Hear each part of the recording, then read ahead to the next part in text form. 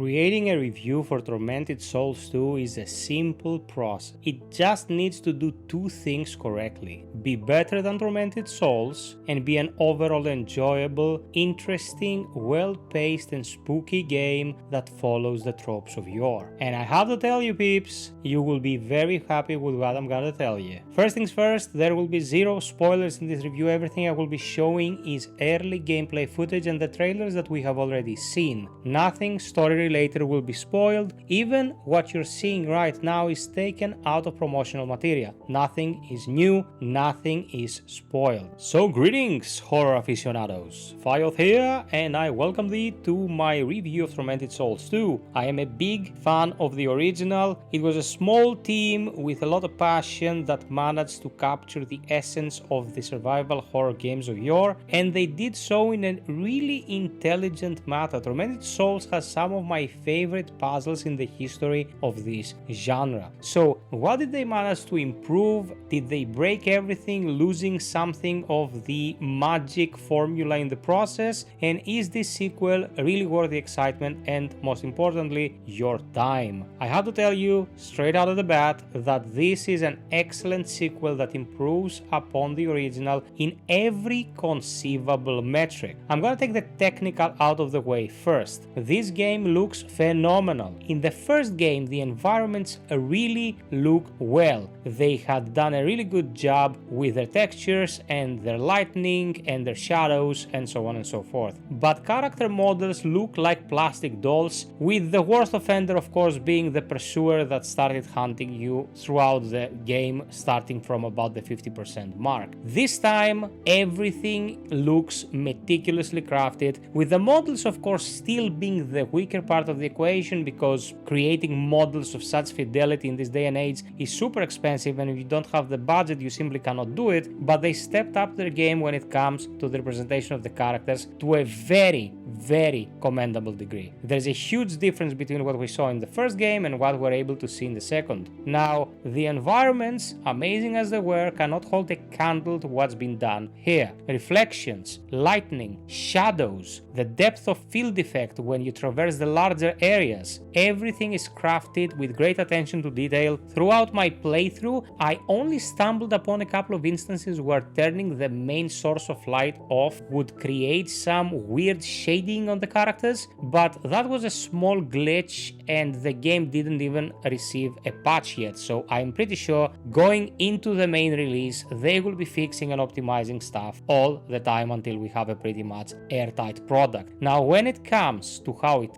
runs, I was given a key to review this game for Steam. I want to thank the publisher and developers for providing the code, and it looked and ran flawlessly. I didn't have a single crash and performance was excellent across the board. Granted, I have a pretty beefy rig that can handle a game of this kind pretty easily, but nonetheless, the non-crashing is something we rarely see in this day and age, especially for games that are built on top of pretty demanding engines like Unreal. So it looks phenomenal and it sounds even better. You can recognize every enemy in this game by the sounds they make, and I'm not kidding. In the first game, variety of enemies was very limited. You would fight a couple of guys with wheelchairs, then you'll fight a couple of guys on tripods, and that would be the whole menagerie of what you had to deal with. And the extras would be probably the pursuer I mentioned before and the final boss. That was pretty much it. It was a very budget title, it was priced as such, and it was understandable that there would be some shortcomings, but the second game all stops are off. This game looks at least AA if we want to go by industry's etymology, and they did an amazing job with the sound department. You step on water, you can hear it clearly, then you can step on grass, you can hear the disparity in the environment, you can hear and perceive the different biomes that you will be exploring. Now, talking about biomes, the first game took place pretty much 100% in the estate/hospital. I'm not going to go into details in case someone hasn't played the first game yet. We don't want to ruin their experience because there is a pretty interesting twist there. The second game, boy oh boy, gameplay, they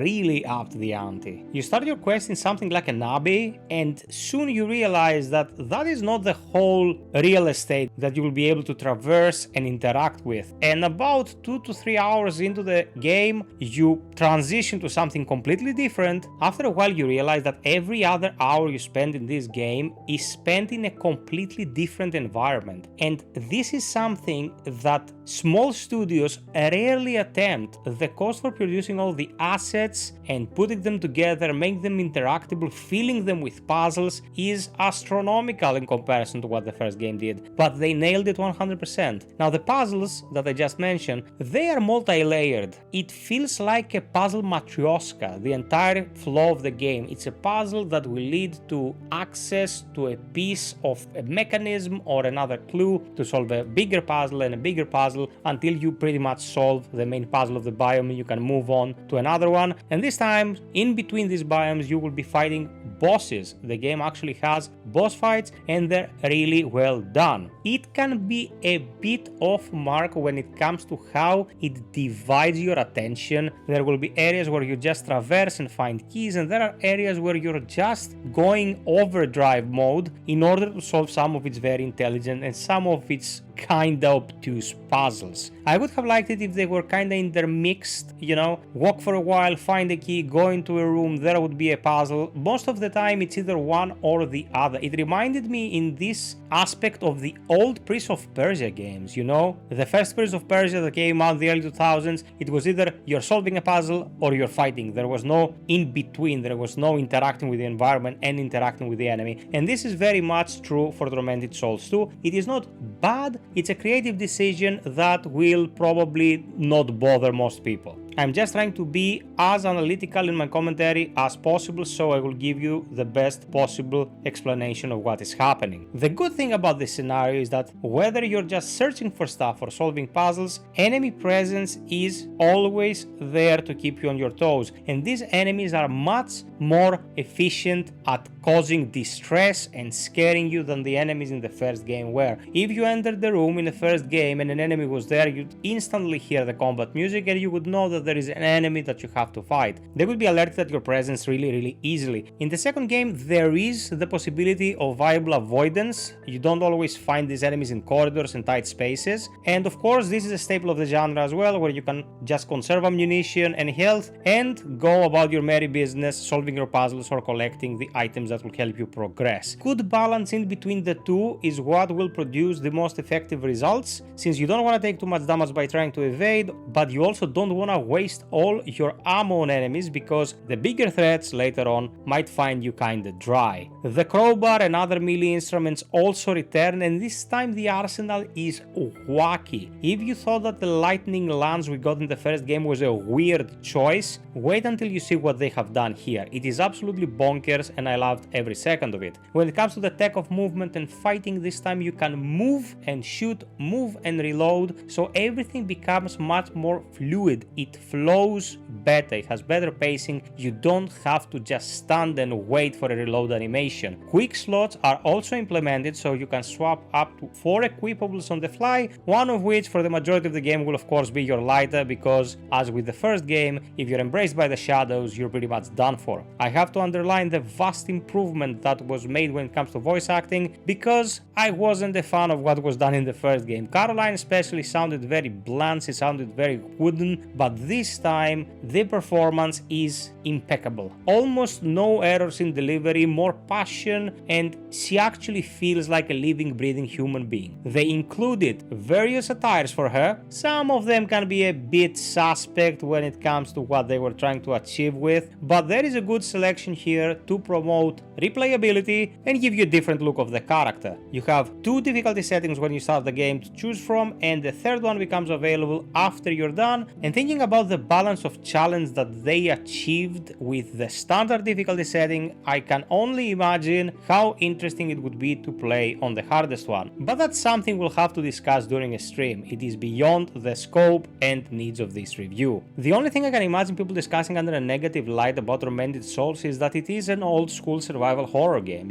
lots of puzzles, lots of headaches, but if you actually want to play it for these merits, you will be very happy with what they've done here. If the first Tormented Souls was Resident Evil 1 from the PlayStation and Sega Saturn era, this is more akin in scope to Resident Evil 4. Not gameplay wise, don't get me confused, I'm talking about the length and how much stuff is there for you to do. When we're talking about the pacing and the way they handle the transition from biome to biome, it's very much akin to Resident Evil 3, but the length really sells the product itself. It's about 10 hours long if you do a so-so playthrough. If you want to do completionist, revisit areas with new tools to open resource caches and interact with the environment in now available ways that were previously blocked off by the stuff that you didn't have, it's gonna take you around 15 hours. 15 hours of pure joy and intense thinking to get through its interesting but sometimes a bit off the mark puzzles. Comes highly recommended, guys. I loved it. I had an excellent time with it. I appreciate the fact that they went above and beyond to produce a game that works on day one and even earlier, because I had the review copy some days before release, and I don't think that any person who interacted with the first title will be disappointed by the sequel. If you found this informative and helpful, subscribe, like, and hit the notification bell. I'd love to see you during one of our streams in the chat. So stay safe, and until next time, be well, stay frosty, and always strive for perfection. Cheers!